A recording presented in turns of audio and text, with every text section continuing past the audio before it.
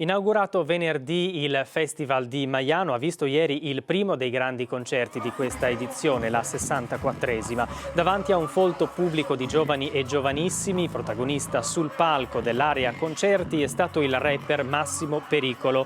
Artista fra i più sorprendenti della nuova scena rap italiana, ha portato in regione l'unica tappa del suo tour dal titolo Le cose cambiano, che segue la pubblicazione del suo terzo omonimo album, certificato disco di platino. Tra le canzoni più applaudite la hit Straniero.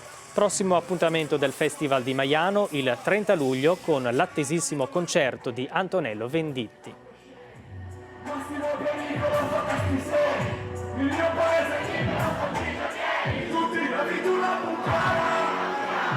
Ripete quando torna, la passa quando arriva. Il secondino più bravo è quello che grida. Ero impazzito del tutto quando è finita.